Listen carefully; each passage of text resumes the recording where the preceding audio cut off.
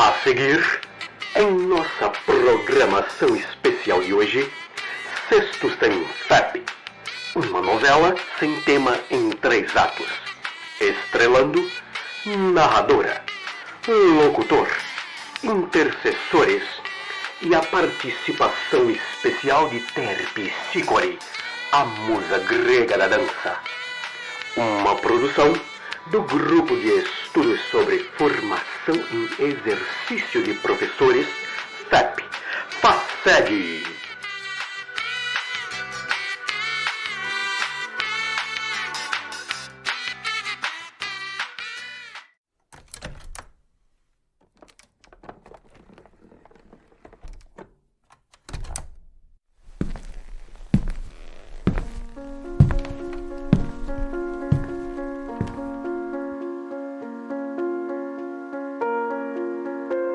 O locutor chega na sua cabine de 3 metros quadrados, um espaço com uma confortável cadeira e uma pequena mesa, e sobre a qual repousa um microfone condensador de última geração, um pequeno recipiente com extrato de própolis, um copo de vidro reutilizado de extrato de tomate e uma pequena jarra com cerca de 1 litro de infusão de casca de romã.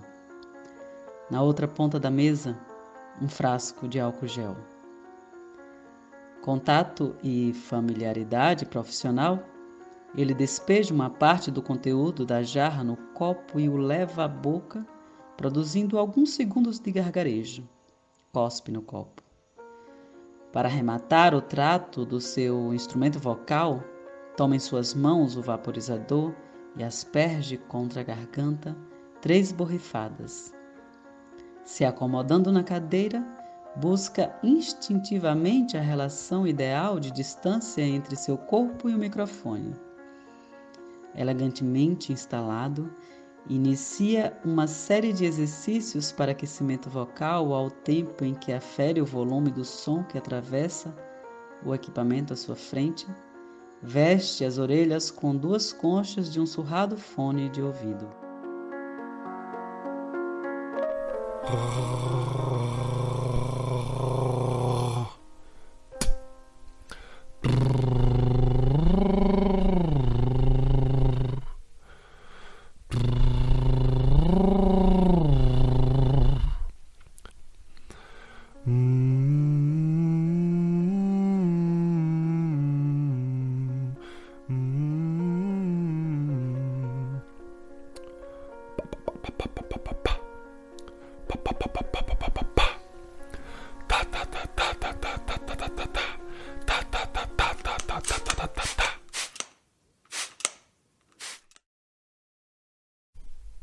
Senhores todes, estamos aqui com a provocativa sem tema para conduzir as danças da formação de professores. Bailaremos por 8 frames eleitos por nossa curadoria entre os muitos capturados nos textos contemporâneos da educação brasileira. São eles: resistência, seriedade, autonomia, felicidade, movimento, saudade, transformação e linguagem. Nesta oportunidade, estamos valsando pelos 15 anos do FEP. Como de praxe, 15 anos é uma data para ser lembrada, e lembramos o quanto dançamos ao longo destes anos. E, para entrar nesse passo conosco, convidamos o professor Wilson Gomes e o cineasta Daniel Ribeiro para produzir contexto para o nosso evento. Entremeando essas 2 intersecções, serão exibidas 8 obras curtas de audiovisual problematizadoras de cada um dos frames. Antes, entretanto, ficaremos com as saudações iniciais do professor Roberto Sidney, muito digno diretor da FACED, e do professor João Carlos Sales, magnífico reitor da UFBA. Com estes pronunciamentos, decretamos aberta a sessão. Bem-vindos ao Sexto Sem FEP. Um abraço a toda a comunidade. É especial celebrar 15 anos de um grupo de pesquisa. Isso significa algo muito forte. Um abraço aqui especialmente Inês. Inês, você foi sedutora ao construir esse evento, ao convidar as pessoas, sem dúvida alguma, e mostra muito bem a importância de estar em uma universidade. Adorei algumas palavras fundamentais aqui, e eu acho que todos nós, eu vou querer acrescentar uma: saudade, movimento, transformação, resistência, autonomia, as palavras todas. Não falei nem linguagem, amanhã estarei aqui presente falando um pouco de linguagem também, mas eu quero destacar uma palavra que me ocorreu quando estava acompanhando aqui o chat, as pessoas todas celebrando alegria, a alegria desse gesto nosso que provoca o reencontro, que provoca a sensação de que a universidade não é um emprego apenas, não é uma ocasião passageira, é nosso destino. E é por isso que, ao estarmos aqui, temos tanto orgulho de sermos Universidade Federal da Bahia. Parabéns ao grupo de formação em exercício de professores, 15 anos, parabéns, 6º seminário, e dizer que, mais do que nunca, num tempo difícil, num tempo sombrio como esse, num tempo de obscurantismo, agir assim é uma centelha que mostra que nós somos capazes, sim, de um discurso próprio de liberdade. Um abraço, bom evento.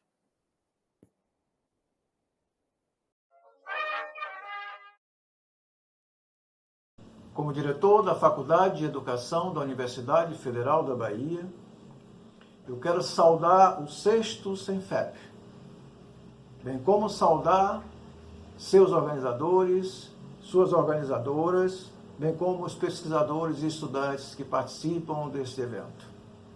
Queremos reconhecer a importância desse seminário para a nossa facete, assim como para o campo da formação, incluindo a formação de professores. Queremos realçar o imaginário criativo que pauta os temas apresentados e discutidos. No momento em que a formação docente, como política, é rebaixada ao instrumentalismo e aos fetiches simplificantes, esse evento aposta na arte como elan vital e metáfora para pensar professores em formação, se configurando numa diferenciação estética que marca o Senfep como diferença formacional.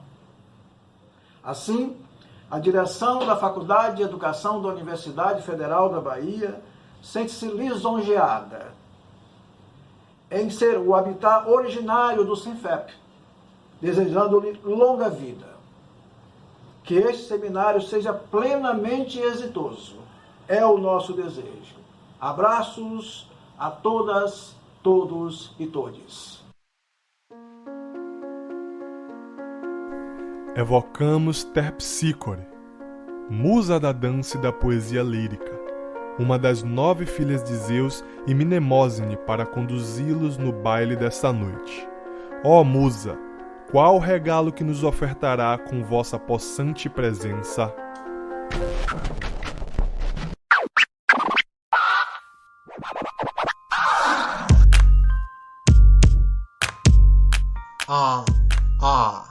Salve, salve, simpatia. Boa noite aqui, boa noite aqui. E eu saúdo aos nossos guias. Vim depressa, vim de longe, contando saltos, saltando contos, quebrando no salto ao quebrando na roda que curva em contraponto. Eis-me musa dentre outras tantas, que dança, que bole, que baila, que role, que mexe, que transcorre quando palavras soam escassas, inalcançáveis ou, ao contrário, as socorre quando de tão inteligíveis ao corpo reste marasmo.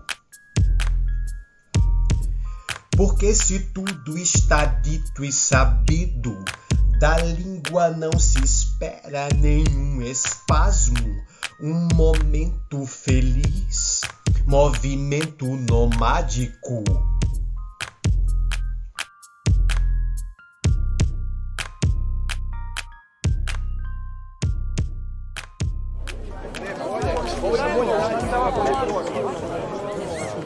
Movimento.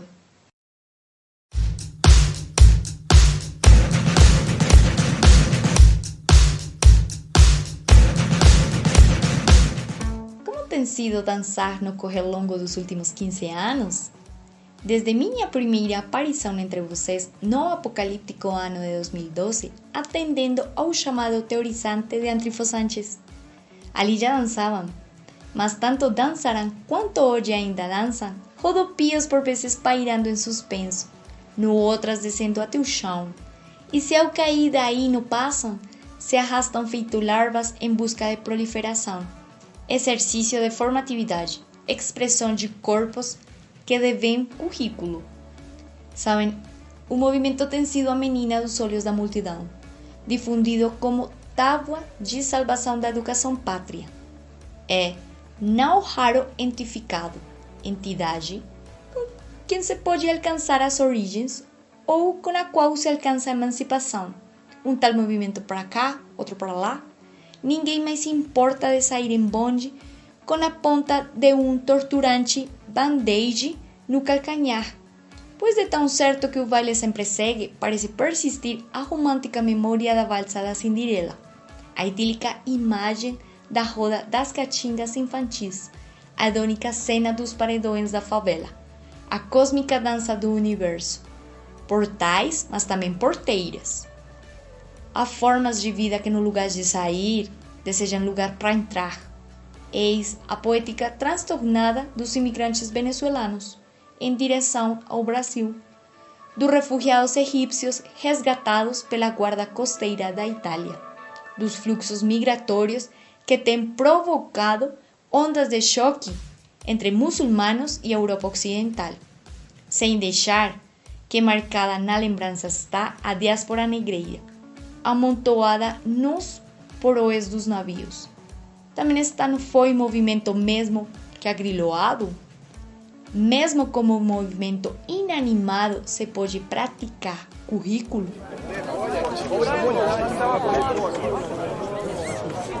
Linguagem.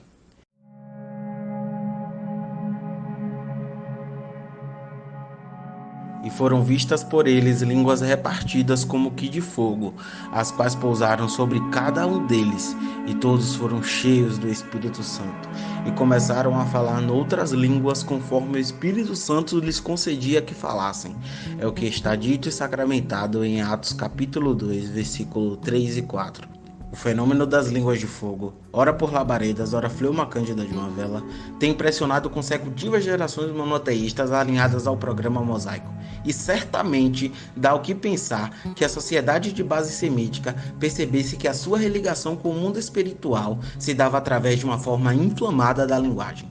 A estética dos profetas, aqueles que professam sobre o futuro, características persistentes na alcunha dos seres professores e professoras, inflamar carentes de luz alunos e alunas.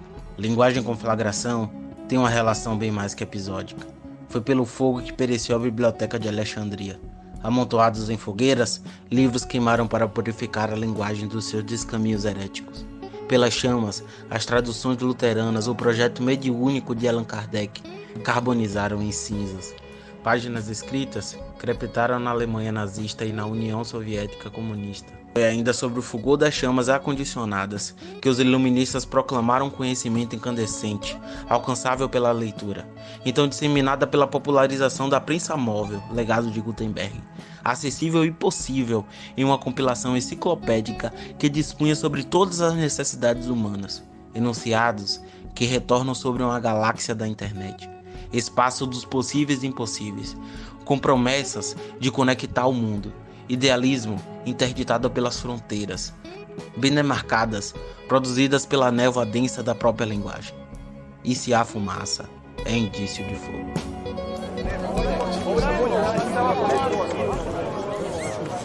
Felicidade.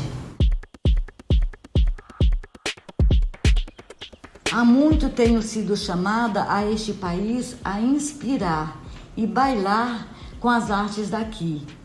Percebi dessas tantas feitas que felicidade é um tema caro ao cancioneiro popular brasileiro. Notadamente na bossa nova, em um momento ela é dada como algo recorrentemente finito ante a tristeza. Noutro, se questiona se existe felicidade na solitude. Também não importa muito o que aconteceu. Os roteiros das novelas televisivas em território nacional perseguem inexoravelmente um final feliz. Seria uma espécie de mimese dos mitos, histórias que funcionam desde a minha infância na Grécia e mesmo antes disso? Pode-se tergiversar por muitos ângulos, mas a invenção da psicanálise foi, em larga medida, pautada pelos desejos de felicidade com insight no legado mitológico clássico. Escapa-me a conta de quantas vezes minhas irmãs se acercaram de Freud e Jung para os inspirar nas herméticas interpretações da psique. Ao longo do século XX, pessoas diferentes têm frequentado os consultórios de análise e terapia psicológica na tentativa de decalcar em si as algumas mesmas linhas míticas com a esperança oracular que possam, enfim, desenhar o definitivo entendimento sobre si. Mas será que com a ressaca do terceiro milênio não se poderia considerar que o que se tem buscado até aqui seja justamente a remissão pressuposta a um particular mito de felicidade? E se assim procede, a expectativa de uma felicidade redentora perseguida no seio da educação não é ela mesma uma produção mítica? Talvez caiba ainda perguntar: quantos de vocês já alcançaram para si próprios e próprias o gozo febril que desejam que a educação dê a todos e todas?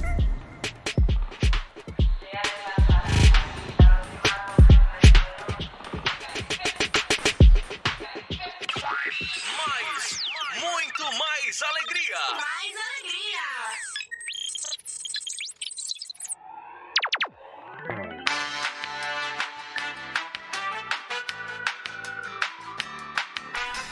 Obrigado, Terpsícore. Recupere suas energias com uma boa talagada de hidromel. E para os mortais aqui presentes, convidamos o cineasta Daniel Ribeiro, diretor do aclamado filme Hoje Eu Quero Voltar Sozinho, um dos nossos intercessores da noite. Você está ouvindo?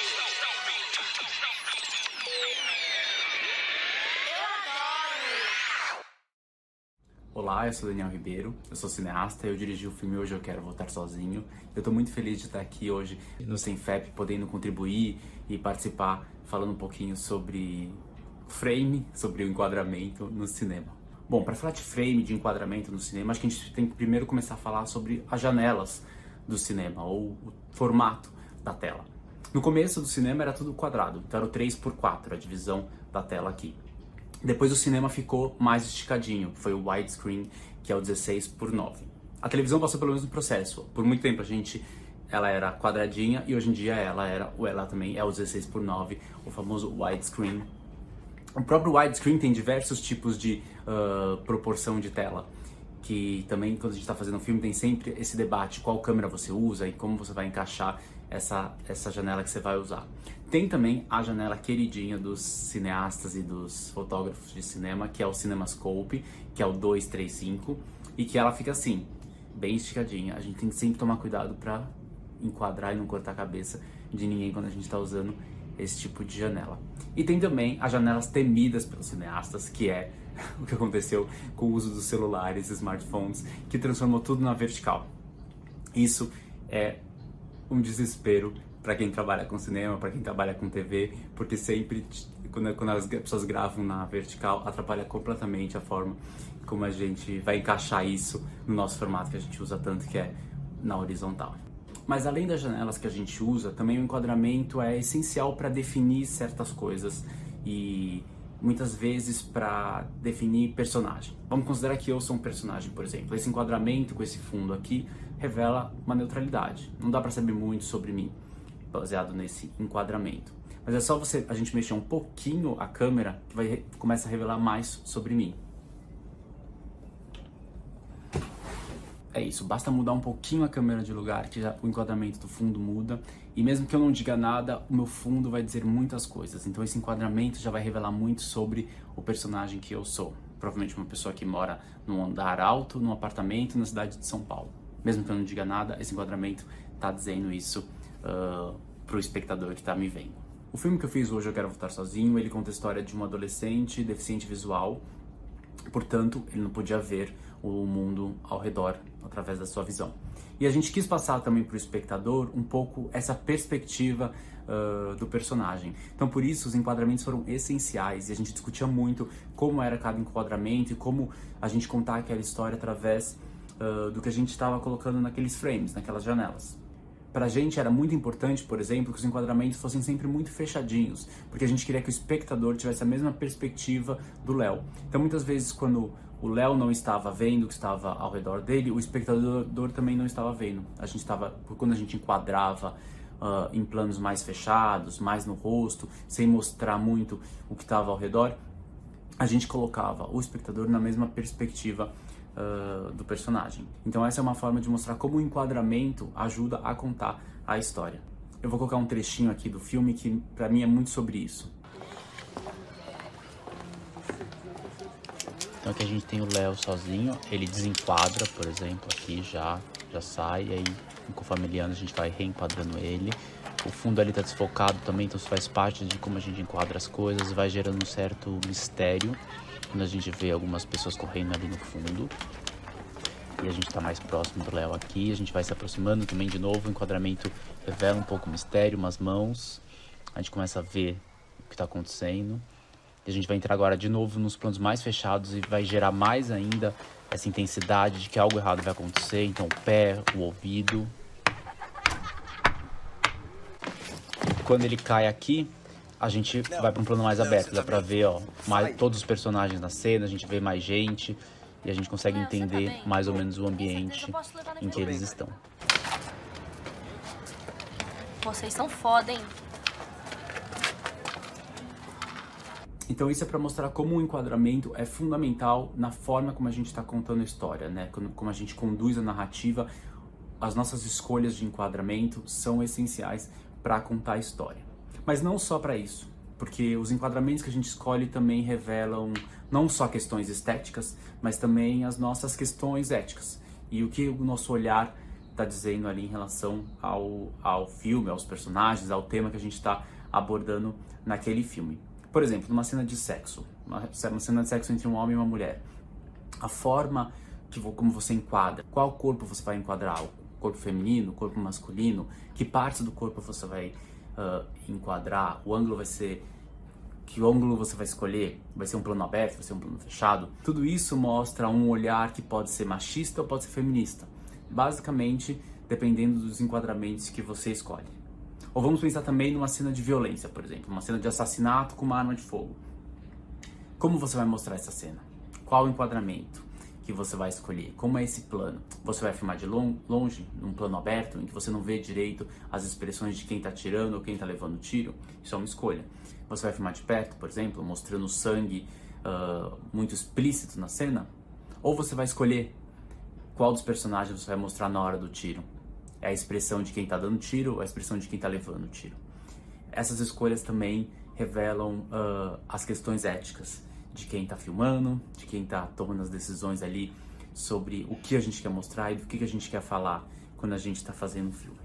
Enfim, acho que eu falei um pouquinho aqui sobre a importância do enquadramento, desde do tipo de janela que a gente escolhe até as nossas decisões do que a gente escolhe enquadrar. E essas escolhas que a gente faz ali, de como enquadrar, do que enquadrar, é um plano fechado, é um plano aberto, são as decisões que fazem com que os espectadores, quando saem do cinema, saiam debatendo, saiam conversando sobre aquele filme, discutindo por que um filme é importante, por que não é, por que um filme é machista, por que um filme é feminista, ou por que um filme é fascista. Enfim, então eu acho que os enquadramentos definem muito o que um filme é. E o que um filme pode ser e o que um filme está dizendo. Essa lógica que a gente tem sobre enquadramento no cinema também serve para muitas coisas na vida. E também serve para a educação. A forma como a gente vai enquadrar as coisas, olhar esses enquadramentos, colocar as coisas dentro do frame, fora do frame. Espero que vocês tenham discussões muito ricas aí no seminário, dentro e fora dos enquadramentos, dos frames e das janelas. Um grande abraço e até a próxima. Agradecemos a Daniel Ribeiro que nos enquadrou com suas cinegrafadas palavras. Seguiremos então com nossa programação, uma vez mais fazendo chamamento à musa. Evoéter Psicore, que inspiração nos traz dessa feita?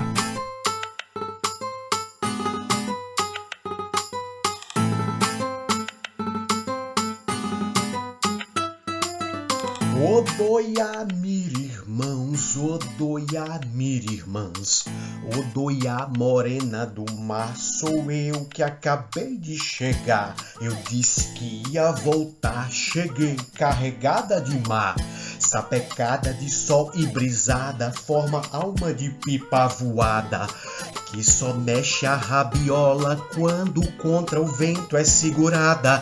Tortuoso fio que me prende, prazeroso fio que me solta e que me racha por baixo, e que me racha por baixo. Rachada é quando vai bem, quando tudo vai melhor, que a fissura acontece sobre uma nova linha. Sobe um novo fio secreto travestido, limiar entre o resistido e se auto-exigido.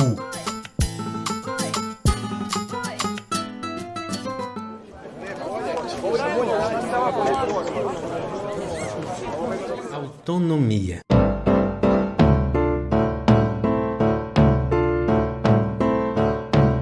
A autonomia, tão sonhada. Por ser musa, sou invejada pelos mortais. Eles me consideram autônoma. Como posso dizer, dona do meu nariz. Ela, a autonomia, é a própria razão de ser da escola moderna. A instituição responsável por garantir o acesso e o exercício da racionalidade iluminista. Por meio dela, escola racionalista iluminista, os indivíduos teriam acesso ao conhecimento científico e a oportunidade de desenvolverem o espírito crítico. Eu, pobre musa, ando cansada. Séculos desta argumentação, tanto em defesas quanto em acusações. Hoje a defesa está em alta, mesmo entre antigos críticos, devido à emergência assolapadora dos diversos negacionismos. Mas a minha estafa vem do fato de, tanto no ataque como na defesa da racionalidade iluminista, a autonomia é apreendida de modo muito simplório. Sujeito emancipado e sujeito emancipador, a alimentar a crença de que os movimentos de emancipação estariam ligados à perspectiva de que um Deus ou um grande líder visionário indicaria o caminho para a realização da felicidade de um grupo, apontando para o local já mais ou menos predefinido de libertação. Escola livre e forte. Os fepeanos, na vibe da escola fraca e menor, vão de pontuais autonomias. Gosto de ver os lugares inusitados de algumas reuniões. Praia, em espaços públicos, Solar do Unhão, Parque da Cidade, Itacimirim. Paulo Afonso potenciaria uma abrangência maior para o espaço do espaço acadêmico? Ou não?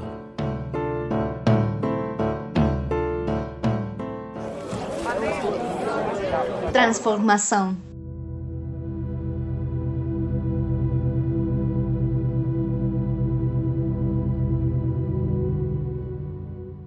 Aqui estou a pensar, se o devir é fluxo produtor de diferença, haverá algo mais prosaico e compulsório do que a transformação tão aclamada como necessária entre as heróicas hostes da educação?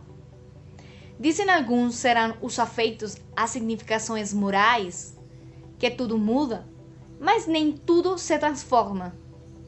como um contínuo em que em um dos polos estaria a mudança, uma espécie de para inglês ver, e na outra a transformação pela qual o outro mundo é possível.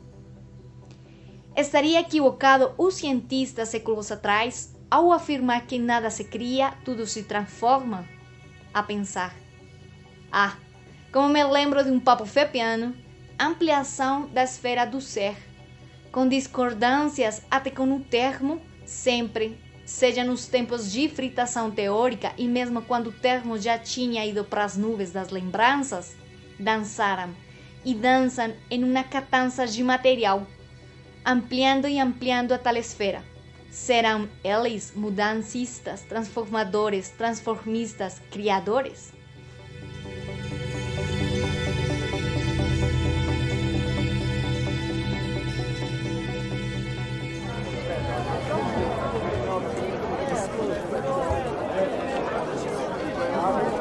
Resistência.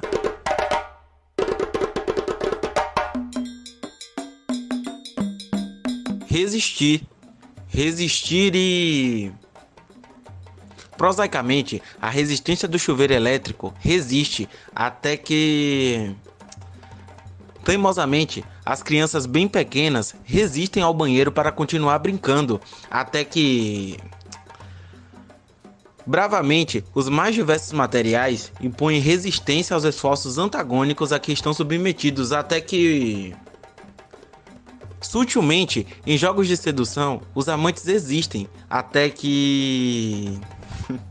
Heroicamente, os seres humanos, sentindo-se empoderados, resistem, opondo-se, não cedendo, agindo na defesa do que é seu e tentando conservar desde os meus tempos gregos.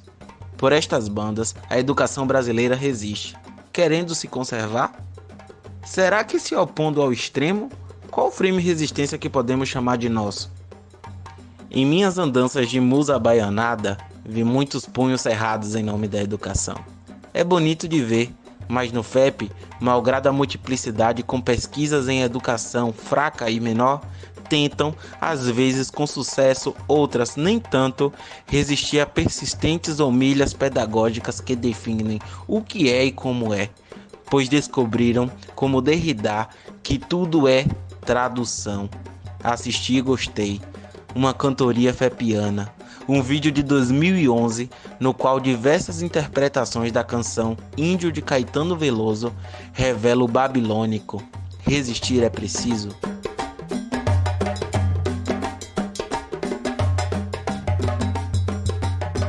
Encantado, Terpsícore.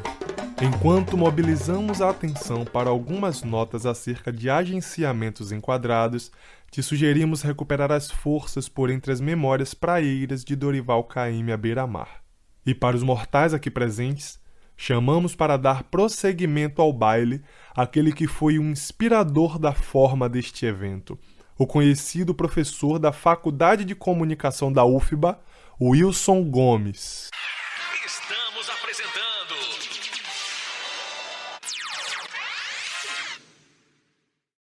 Obrigado a todos. Vamos lá. Bom, foi me pedido que falasse sobre o frame e que tivesse preferência que desse exemplos de frames, de aplicações de frames nas leituras sociais. Eu sou um pesquisador da área de comunicação, venho da filosofia, e o modelo do que nós chamamos de frame é muito usado na minha área, e é uma teoria já dos anos 70, foi desenvolvido nos anos 80, e que provavelmente o modelo teórico-metodológico mais usado para fazer pesquisas textuais na área de comunicação. O que significa, afinal de contas, frame? A gente pode chamar de enquadramento ou de framing, mas também pode chamar, tem uma palavra popular que se usa para falar nesse lugar, hoje, que é a tal da narrativa, no sentido de uma versão dos fatos, etc. Pode não ser exatamente a mesma coisa, já que a tal narrativa, no fundo, significa um roteiro, um script, né, em que se descrevem fatos, etc. E o frame não necessariamente precisa ser sobre fatos, né? Mas o pressuposto é: todo mundo sabe que nós adotamos diferentes pontos de vista quando nós observamos ou avaliamos os fatos.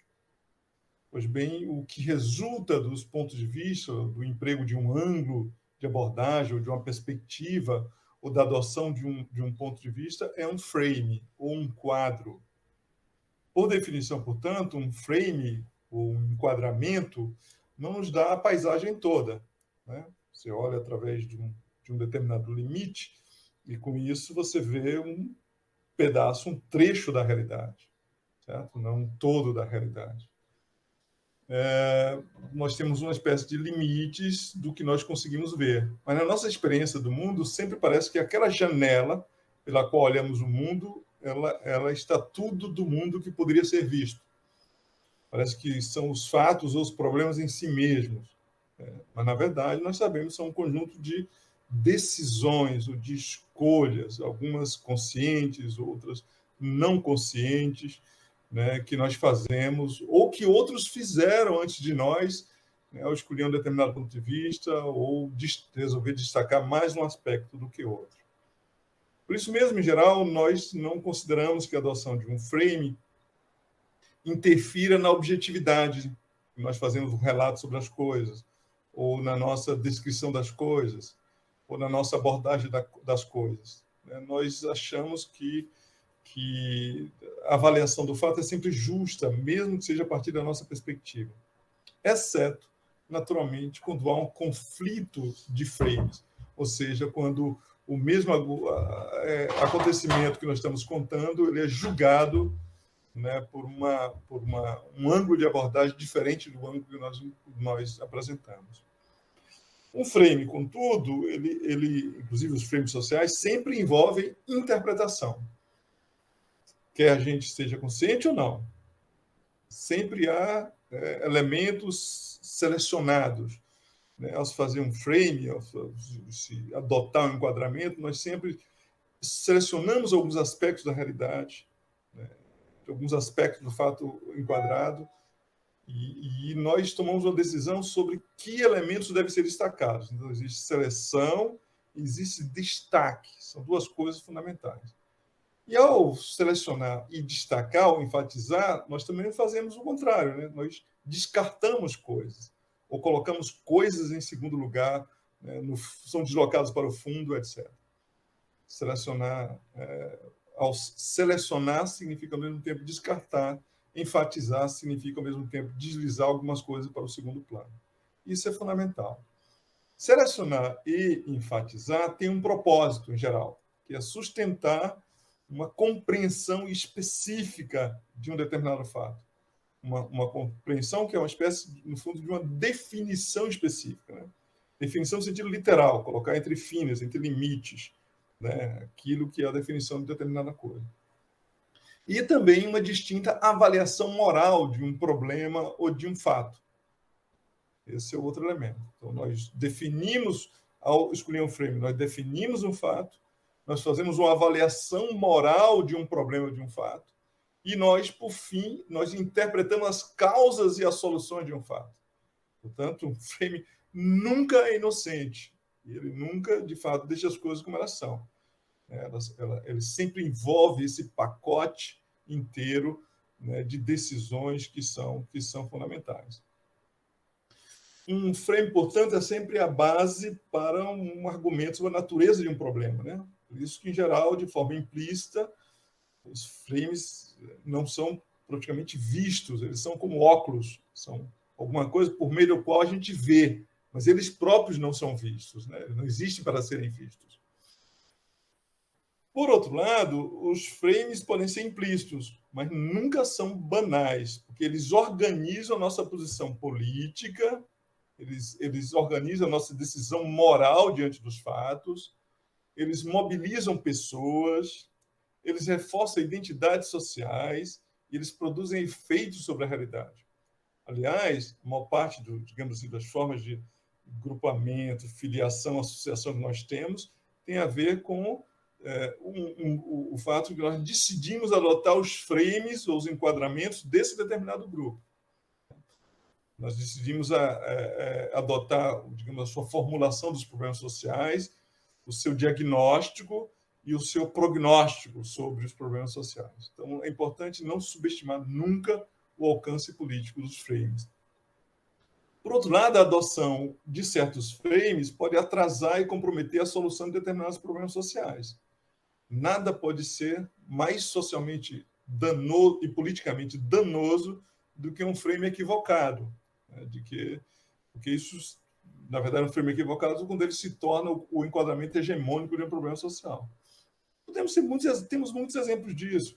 Vimos, por exemplo, como foi enquadrado a reforma da Previdência. Né? Poderia ser enquadrado de várias maneiras, mas os movimentos sociais tinham um tipo de enquadramento, os funcionários públicos tinham um outro enquadramento próximo, porém divergente, certo? Mas o frame que foi adotado como frame hegemônico foi esse frame que acabou sendo o frame da mídia ou do grande jornalismo, ele acabou sendo predominante. E nesse frame, várias outras questões, indagações, diagnósticos sobre o problema não foram apresentados, né? Eu lembro que a palavra-chave para o frame que foi adotado como frame hegemônico era o rombo da Previdência. Então, já nem se falava da Previdência, mas do rombo da Previdência. Enquadrado dessa maneira como um rombo, só podia haver uma solução, né? Que era essa reforma previdenciária, por exemplo. Tá? Nós vemos isso o tempo todo, sob qualquer fato. Eu dei um exemplo recentemente, um caso que eu estudei, foi o caso de uma chacina que aconteceu em Jacarezinho, mas podia ser aplicado a qualquer chacina em periferias, a qualquer momento de violência. Porque um dos frames mais disputados socialmente hoje é o frame da chamada violência urbana, né? O enquadramento da violência urbana. Nós temos um fato, que é a violência urbana, e ela pode ser enquadrada diferentemente. Até a escolha da nomenclatura com que nós nos referimos ao fenômeno, ele já indica um frame. Eu posso falar sobre o problema do crime urbano, para falar da coisa mais genérica, mas também posso enquadrar isso aqui como outras questões, né? A questão da segurança pública. Ao escolher falar como segurança pública, eu também já fiz determinadas escolhas, né? Contratei um determinado tipo de questão. Basicamente, temos um fato que foi um fato bem conhecido, a polícia entrou na favela do Jacarezinho, no Rio de Janeiro, e massacrou, né? Houve uma chacina ali, etc. E aí vimos claramente como a direita conservadora e os progressistas, sobretudo os progressistas de esquerda, adotaram os seus roteiros, os seus frames tradicionais, sem ceder um milímetro das próprias convicções e que eles têm mantido durante anos, né? Mais ou menos a mesma posição. A esquerda interpreta a violência urbana como um problema, digamos, um problema macro, tem a ver com estruturas sociais, com isso tem também o diagnóstico, ele só pode ser resolvido não no nível do indivíduo, da responsabilização individual, mas quando se resolve o problema da injustiça, da desigualdade, etc, etc. A direita bolsonarista, por exemplo, adotou um outro frame com relação a isso, né? É o frame da responsabilização individual ou o frame da maçã podre. Tem um sujeito que ele tem uma má índole e ele precisa ser punido. Como é que se soluciona? Para a direita, para a esquerda, claramente se soluciona resolvendo um problema social. Então, é o famoso, para as pessoas, um senta e espera. Vamos resolver o problema macro, depois resolvemos o problema micro. Como a direita disse que resolveria, isso aí, vamos vigiar e punir. Então, as pessoas serão vigiadas e punidas, praticamente vão aumentar a força policial. Vamos agora, como estamos vendo nesse momento, né, dar excludentes de ilicitude, né, porque aí resolvemos o problema. Então, temos um problema social, que é a violência urbana, enquadrado de maneiras completamente diferentes, com diagnósticos diferentes, com soluções diferentes, com julgamentos diferentes. No caso de Jacarezinho, tivemos a mesma coisa, né? Primeiro, é preciso enquadrar as vítimas, né? Então, nós tivemos duas narrativas para avaliar quem eram essas vítimas. Todas as escolhas foram feitas a partir de um julgamento sobre as pessoas que foram mortas. Então, para a direita, quem foi morto em Jacarezinho? Criminosos. A vagabundagem, né, que era a expressão. Para os progressistas de esquerda, quem foram mortos? Foram mortos pretos e pobres da periferia. Pronto. Mudou tudo. Há um oceano de julgamentos morais separando as duas coisas. Criminosos de um lado, pretos e pobres de outro. Assim como o mar que separa malvados bandidos de um lado e vítimas vulneráveis do outro, etc. São as mesmas pessoas, mas enquadradas de modo inconciliavelmente direto.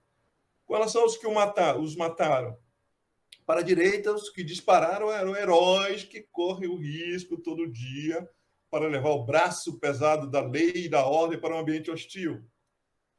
Para os progressistas, foi a polícia mais violenta do mundo, mais discriminatória do mundo, e mais um dia de chacinas contra negros, pobres e miseráveis das periferias das grandes cidades. São dois enquadramentos completamente diferentes. Provavelmente os moradores, cujo frame em geral é ignorado tanto pela direita como pela esquerda, enquadrou esse fato como só mais a alternância pendular entre a bota e a bala dos seus algozes de sempre, né? Os traficantes de um lado e os policiais do outro. Com a diferença que quando os policiais chegam, eles não fazem a menor diferença entre bandido e trabalhador. O quadro baseado em julgamento moral, né, que é aquele, ele é complicado, ele é típico da esquerda, mas também é complicado, é desvantajoso, porque basta se mostrar que houve criminosos envolvidos com vítimas do massacre, o quadro balança, né? Por outro lado, a direita também, né? Tem problemas com o seu próprio, tem pés de barro no seu próprio enquadramento, porque seria preciso acreditar que alguma coisa muito excepcional se conseguiu para justificar tanta gente morta, né? Coisa que não aconteceu. Na verdade, temos aí um juízo sobre a natureza dos mortos, que é muito diferente nos dois casos, né? Nos dois enquadramentos. Um que temos vítimas, negros e pobres, vitimados pela força bruta do Estado. Do outro lado, nós temos que, na verdade, são bandidos, e bandido não é, desse ponto de vista, a pessoa condenada depois de um processo e a partir de uma decisão da justiça. Bandido, criminoso, vagabundo é o corpo que a bala de um policial alcança. Eu chamei de o julgamento é dado pelo chumbo, a sentença quem dá é a bala. Pelo visto, no tema da segurança pública, é um tema desse que divide as pessoas. Mas se poderia colocar uma infinidade de outros temas para vocês entenderem como dançam, né? E acontece o chamado conflito das interpretações ou conflito dos frames. Em geral, no caso da segurança pública, é óbvio que nenhum dos frames em voga, seja o da direita, seja o da esquerda, em nenhum deles a gente pode confiar para um prognóstico satisfatório para solucionar o problema da violência urbana brasileira. Até agora, ninguém conseguiu encontrar saídas para o inferno da vida urbana brasileira. Mas o fato é que tanto a direita quanto a esquerda têm um defeito grave, que enquadraram mal um problema social. Quando você enquadra mal um problema social, você não tem escapatória. E você pode ver todos os outros tipos de problemas sociais, sobretudo quando se trata de questões sociais, é o problema do enquadramento do problema social. Problemas sociais não são coisas naturais, problemas sociais são decisões sociais sobre o que é relevante e o que causa dano, né? E sempre já envolve um ou vários enquadramentos. Mais comum do que o problema do frame é o problema do conflito das interpretações, do problema do conflito dos frames. Né? Diferentes frames, diferentes políticas públicas, diferentes enquadramentos, diferentes posições morais, diferentes enquadramentos, diferentes tentativas de resolução e de compreensão dos fenômenos sociais. Acho que é isso, nos meus 20 minutos. Muito obrigado pela sua atenção e obrigado a Vinícius por tão gentilmente.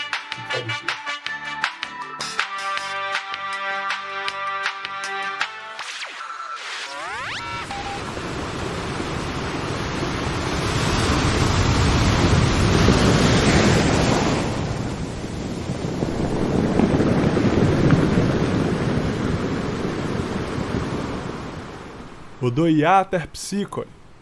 Agora que nos encaminhamos para a sequência final de nossa jornada, humildemente te perguntamos, quais os últimos lampejos de sabedoria que nos oferece? Dize-os tu, severa musa libérrima, audaz.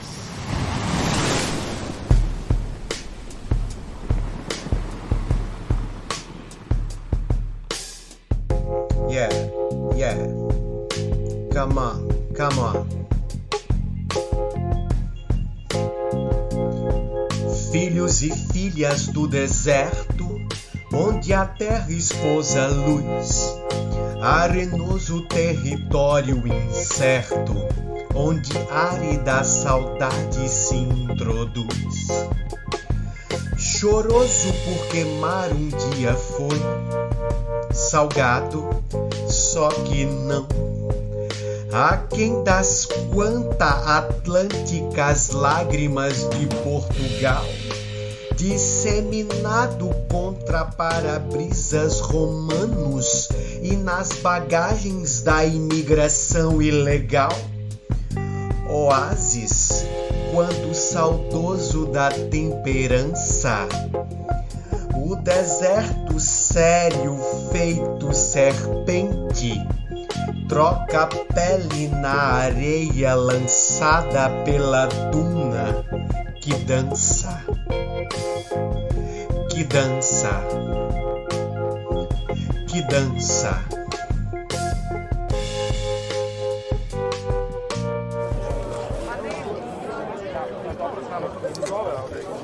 Saudade.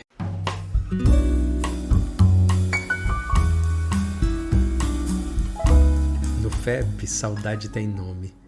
Felipe Serpa, Herbert Muth, Edilene Maioli, Tuca Tourinho.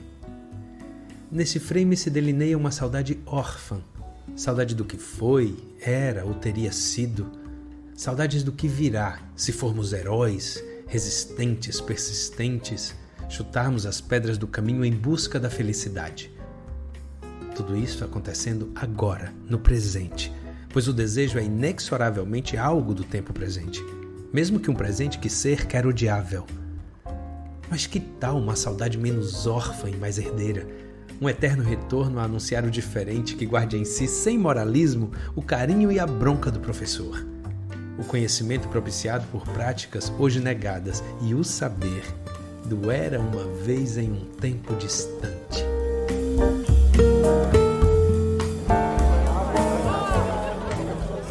Seriedade.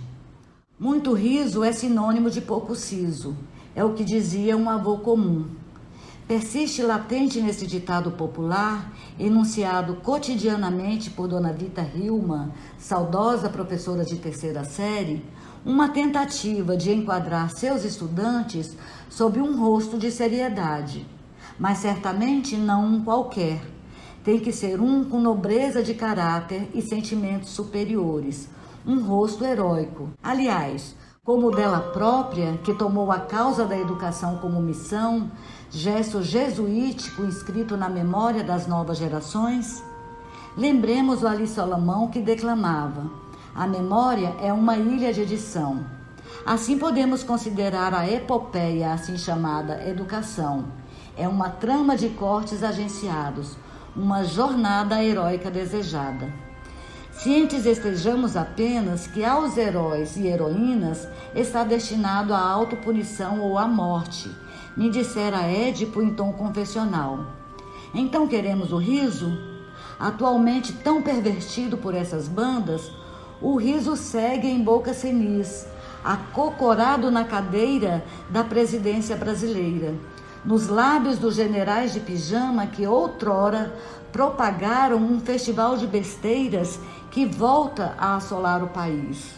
O riso a punhos de ferro soam como golpes no estômago, peripécias dessa versão colérica do Bozo, o palhaço falastrão das vossas manhãs. Costumam entre vós fepianos recitar o seguinte brocado: a gente trabalha, mas se diverte.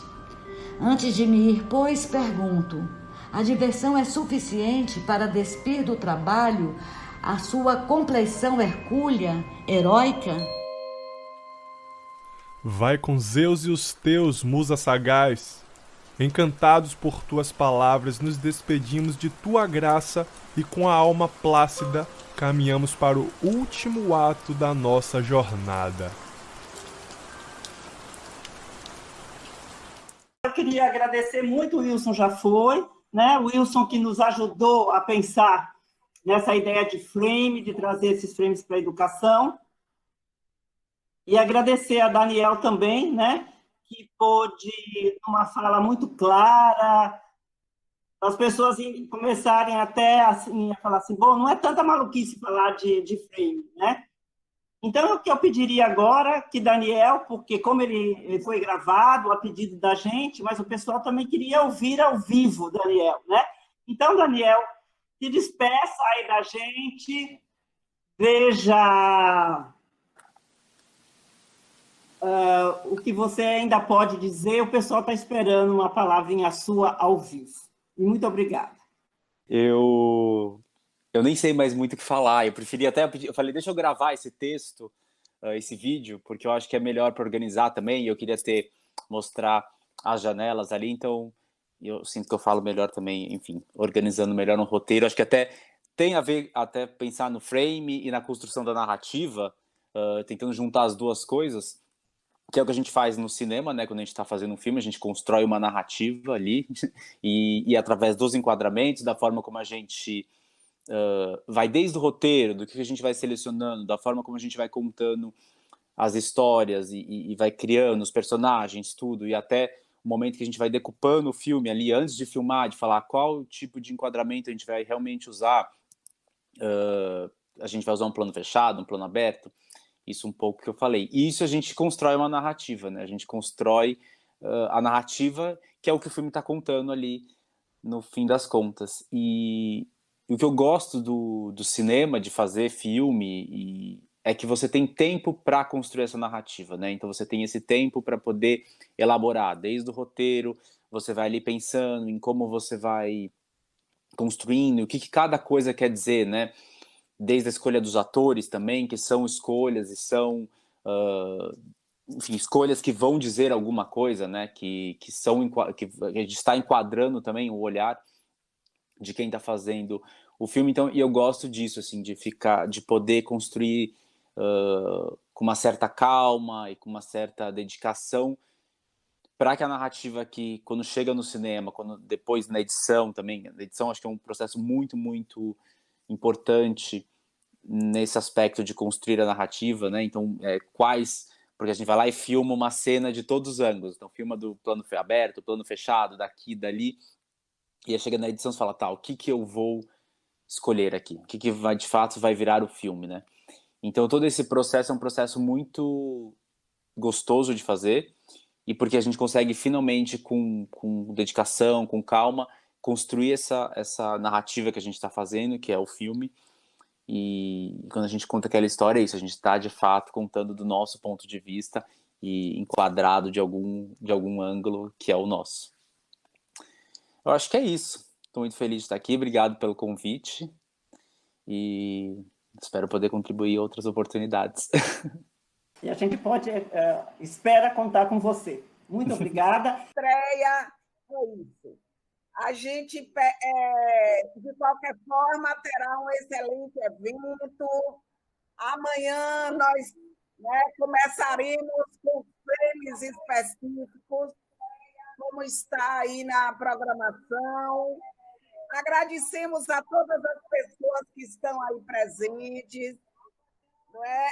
Agradecemos ao pessoal que se esforçou aí para fazer o melhor, né? As pessoas que vieram nos prestigiar, né? O nosso reitor, o nosso diretor que mandou a sua mensagem, né? Uma mensagem que nós não chegamos a ouvir, mas ele disse coisas muito importantes sobre o evento, de como a arte, ele disse que a arte é o elan vital desse evento, e deseja que tenhamos um bom evento. Amanhã nós teremos de novo, Roberto, dos frames, né? Agradecemos também a Daniel, ao Wilson Gomes, agradecemos demais a Vinícius. Vinícius é o intérprete de Libras da Rede Municipal de Irecê, uma rede premiada, né, no Brasil, como uma que faz da cidade de Irecê ser uma grande cidade, e nós temos o maior orgulho como FEP de ter participado de atividades, de programas na Prefeitura de Irecê. Então, é isso. Nós agradecemos a todas as pessoas.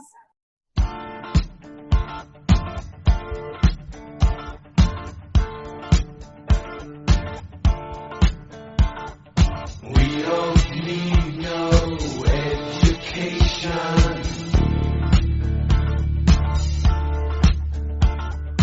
We don't need no thought control.